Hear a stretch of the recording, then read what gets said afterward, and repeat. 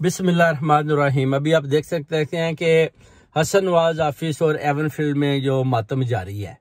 शहबाज शरीफ भी भाग गया, इधर से मोहसिन नकवी भी भाग गया, ख्वाजा आसिफ भी भाग गया, ये सब पाकिस्तान की तरफ भाग गए। उन्होंने सोचा कि इमरान खान हमने पकड़ लिया है, तो अभी जो है ना हम उधर से बैठकर अपनी स्कीमें लड़ाएंगे, मरियम नवाज के साथ बैठेंगे और नवाज शरीफ को बोलेंगे कि आप आ जाएं, आपके सारे रास्ते हमने साफ कर दिए हैं, अभी आप जहाज पकड़े आज और हम आपको प्राइम मिनिस्टर बनाते हैं। मगर आप देखें कि उनके सारे मंसूबे फेल हो गए।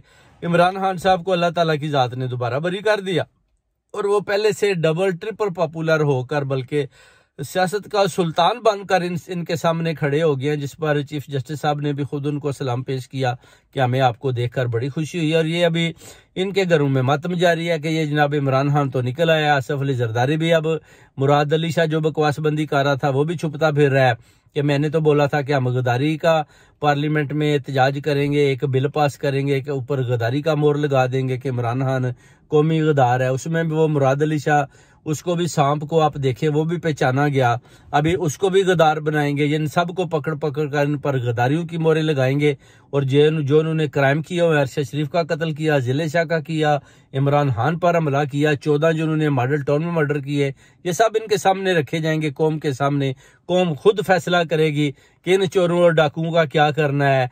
और उसके बाद अल्लाह करे इमरान खान साहब आ जाए, जब आ जाएंगे तो इंशाल्लाह इन जितने भी कत्लो गारत हुई है, इन्होंने नाजायज कब्जे किए हुए हैं, चोरी और डाके किए हुए, इंशाल्लाह खान साहब के अपना उनकी सरपरस्ती में इंशाल्लाह ताला इनके ऊपर ये फैसले डाले जाएंगे दोबारा और इनको पकड़ दकड़ कर जेलों में डाला जाएगा और कौम को इनसे निजात दी जाएगी। और जब निजात होगी तो वो दिन योम निजात का मनाया जाएगा और इनको बरतानिया और पाकिस्तान की जेलों में बंद कर दिया जाएगा हमेशा के लिए।